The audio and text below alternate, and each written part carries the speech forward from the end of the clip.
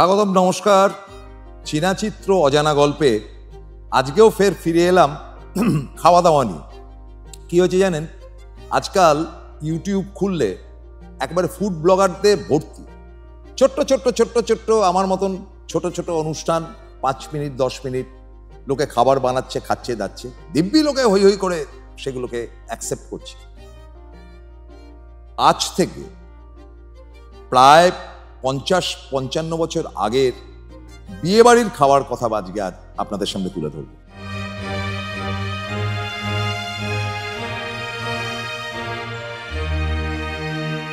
তখন ঘটি বাড়ির বিয়ে ছিল, বাঙাল বাড়ির বিয়ে ছিল। এই বিয়ে বাড়ি আজকের দিনে যেমন ক্যাটারিং থাকে, মানে ক্যাটারিং মানে হচ্ছে বসে খাবার চলটাই উঠে গেছে। বুফে সিস্টেম, সমস্ত রান্না করে সাজিয়ে দেওয়া হয়েছে। আপনার টুকটুক করে যেগুলো যেগুলো খাবার সেগুলো তুলে নিন, যেটা পছন্দ না খাবার দরকার নেই, ডোন্ট রিকোয়েস্ট এটসেট্রাস। কি থাকে আজকের দিনের খাবারে? আপনি তুললেই প্রথম দেখবেন যে ভ্যারাইটি স্যালাড রয়েছে, আপনি তার মধ্যে থেকে তুলে নিলেন। কোথাও কোথাও হয়তো ইটালিয়ান কিছু ডিশের টুকরো টাকরা, চাউমিনের মতন কিছু খাবার দাবার হয়তো ছড়িয়ে ছিটিয়ে রয়েছে, একটা লেবুর টুকরো, একটু পেঁয়াজের টুকরো ইত্যাদি। আপনি প্রথম স্যালাডটা নিয়ে নিন। তারপরে হচ্ছে গিয়ে হয় কচুরি, নইলে রাধাবল্লভী, 1 পিস লোকে তুলছে, 1 পিস আলুর দম। তারপরেই চলে যাচ্ছে তারা ফ্রাইড রাইসে, অর্থাৎ সেটা মিক্সড ফ্রাইড রাইস হতে পারে, নর্মাল ফ্রাইড রাইস হতে পারে। তারপরে রয়েছে ফিশ ফ্রাই, তারপরেই রয়েছে ফিশ অথবা চিকেন, একটা ঝোল ঝোল মতন, আর অথবা মাটন, ছোট্ট হয়ে গেছে, খুব বড় লেন্দি কিছু না। তারপরে চাটনি, পাঁপড়, মিষ্টি, অনেক সময় আইসক্রিম হাতে দিয়ে দেওয়া হয়, পান। এবং বিয়ে বাড়িতে আপনি ঢুকলে যেটা আজকাল কমন, ওই হাতে ট্রেতে করে করে আপনার ভাজাভুজি কিছু দেওয়া হচ্ছে, কফি দেওয়া হচ্ছে, কিংবা কোল্ড ড্রিঙ্কস দেওয়া হচ্ছে, সেটা একেবারে কমন। আবার ফুচকার দোকানও বসানো হয় বিভিন্ন বিয়ে বাড়ির মধ্যে। ইন্টারেস্টিং ব্যাপার হচ্ছে 50-55 বছর আগে লোকে দেদার খেতে পারত, এবং এদেশীয়দের এক ধরনের খাবার বা বাঙালদের এক ধরনের খাবার তো ছিলই। চলে আসি এদেশীয় খাবার কি হতো। এদেশীয় কোনো বিয়ে বাড়িতে গেলে, ধরুন মেয়ের বিয়ে, আপনি গেছেন বরযাত্রী হিসেবে, প্রথমে আপনাকে জল খাবার দেওয়া হবে, অর্থাৎ লুচি, আলুর তরকারি, মিষ্টি, সেগুলো খাবার পর তারপরে আপনাকে খাওয়ার জায়গায় বসানো হবে। আর বাঙাল বাড়িতে আপনি যদি যেতেন তাহলে কিন্তু মিষ্টি বা স্টার্টার টাইপের কিছু ব্যাপার ছিল না। তখন ওই ছোট্ট কাপে চা দেওয়া হতো, বিস্কিটের ট্রে দেওয়া হতো, সিগারেট দেওয়া হতো, আপনি সিগারেট তুলে খেলেন, মানে আপনার খরচা নেই কিছু। আর আমি এমন একটা বিয়ে বাড়িও দেখেছিলাম যেখানে কাজু বাদামের সন্দেশ পর্যন্ত দেওয়া হতো ওই ট্রেতে করে, স্টার্টিংয়ে একটু, মানে জাস্ট পেট ভরানোর জন্য। এটা আগেকার দিনের বাঙাল বাড়ি আর ঘটি বাড়ির ব্যাপার। এবার কমন ব্যাপারে চলে আসি। কি খাবার থাকতো, কারা সেই খাবার ডিস্ট্রিবিউট করতেন? প্রথম কথাটা হচ্ছে, এরকম ভি আকারের কতগুলো টেবিল থাকতো, টেবিলের পায়া থাকতো, তার উপরে লম্বা টেবিল থাকতো, টেবিলগুলো ডক ডক ডক ডক করে নড়তো, আর ফোল্ডিং কাঠের চেয়ার। আপনি গিয়ে কোনো রকম গুতোগুতি করেও টেবিলটাকে ধরে সাবধানে বসতে হতো।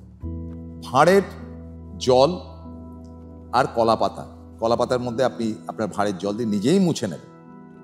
এবার পরিবেশন শুরু হলো। পরিবেশন সবসময় করতে পাড়ার ছেলেপুলেরা, কখনো কোনো সময় ওই ক্যাটারিংয়ের লোক ভোগ ইত্যাদি 55 বছর আগে বা 50 বছর আগে আমি দেখিনি, সত্যি কথা বলতে। কি মানে যতটুকু ছেলেবেলায় মনে আছে এটা।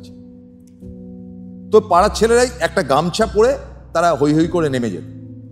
তারা একেবারে রাত্রিবেলা 12টা-1টা অবধি তারা পরিবেশন করতো। তারপরে সামান্য খাক বা না খাক, কন্ডিশন একটা থাকতো যে তাদেরকে আরেকটা দিন খাওয়াতে হবে, কারণ সেদিনকে তারা পরিশ্রম করেছে, এই কন্ডিশন ছিল।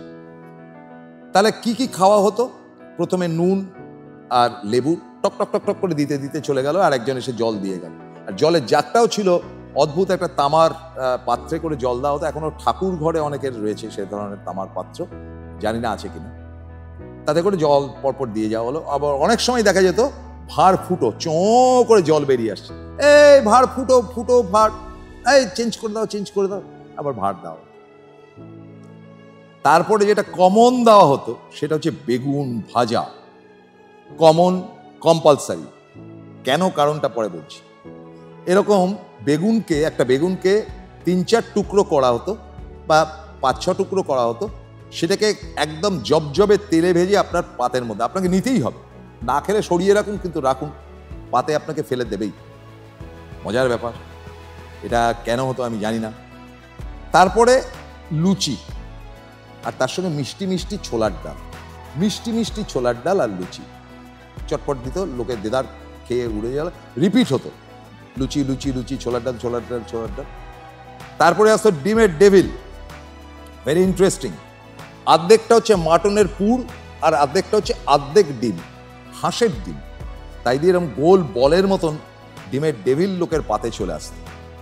সে ডেভিল খেতে খেতেই তারপরই চলে আসতো ভাত কিংবা পোলাও, নো ফ্রাইড রাইস, ভাত।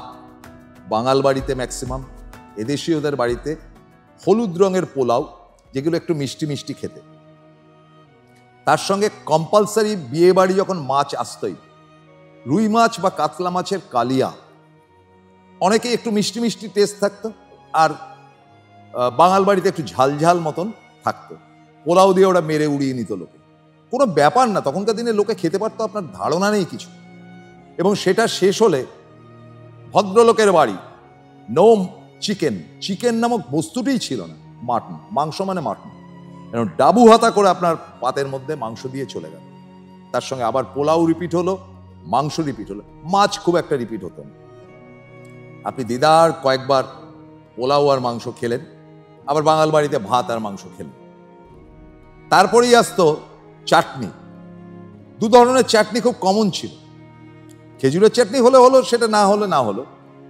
গরমকালে আমের চাটনি, আর শীতকাল হলে প্লাস্টিক চাটনি। নাম শুনেছেন প্লাস্টিক চাটনি? পেঁপের চাটনি, তাকে প্লাস্টিক চাটনি বলা হতো। তার মধ্যে অনেক সময় আনারস দেওয়া হতো, সেটাকেও প্লাস্টিক চাটনি বলা হতো। প্লাস্টিক চাটনি আর পাঁপড়, পাঁপড় আর প্লাস্টিক চাটনি উঠে গেল। সন্দেশ, সন্দেশ ওয়াজ মাস্ট, আপনাকে খেতেই হবে ভালো সন্দেশ বা কাঁচা গোল্লা আপনার পাতে দিয়ে দেওয়া হবে, একটা দুটো।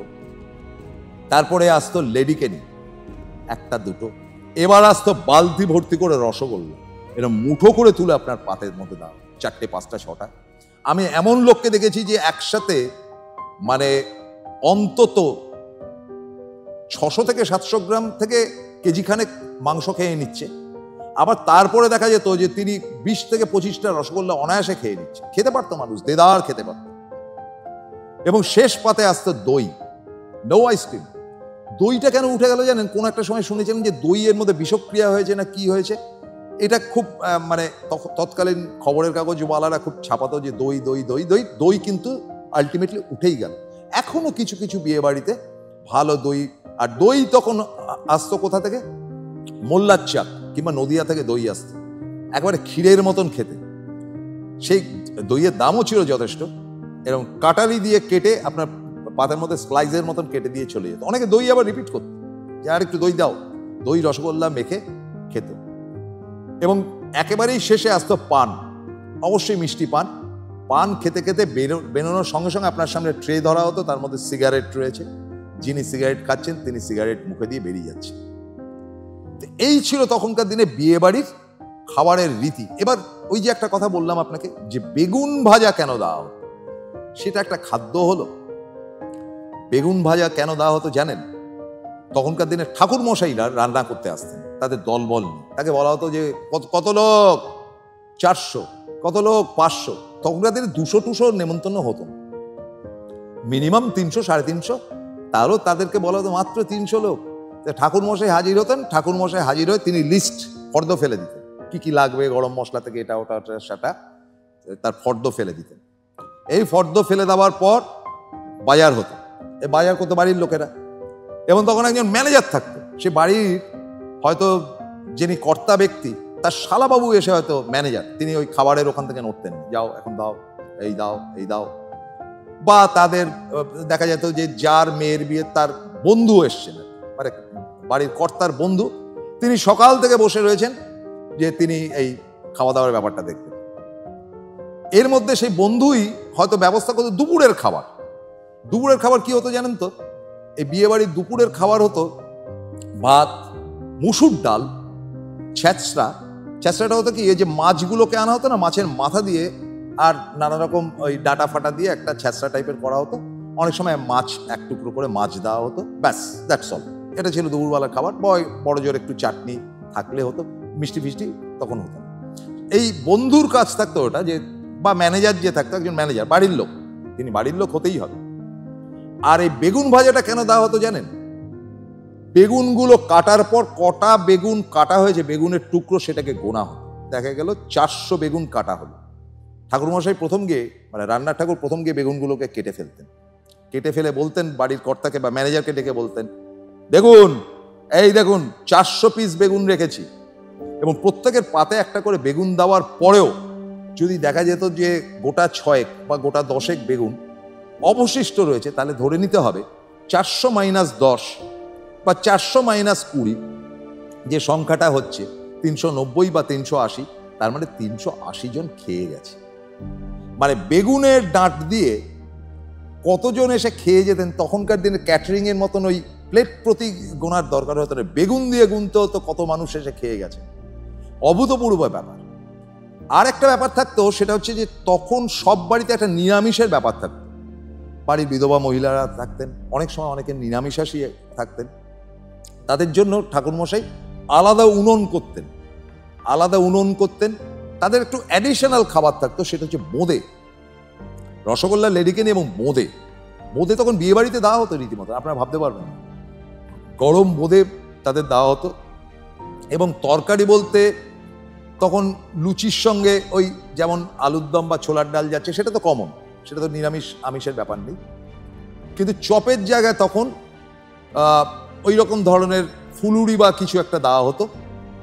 আর একটা 5 মেশালি তরকারি হতো, এবং তার সঙ্গে একটা এঁচোড়ের তরকারি হতো।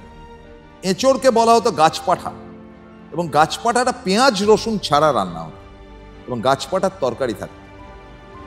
এই ছিল তখনকার দিনের বিয়ে বাড়ির খাওয়া দাওয়া। আমার জানা নেই যে আজকের বিয়ে বাড়িতে এই খাবার ইদানিং কেউ খাইয়েছেন কিনা বা পরিবেশন করছেন পাড়ার ছেলেরা, আমার জানা নেই। একবার পাতা উল্টে দেখুন তো পুরোনো দিনের বাংলার বিয়ে বাড়ির খাওয়া দাওয়া। নমস্কার।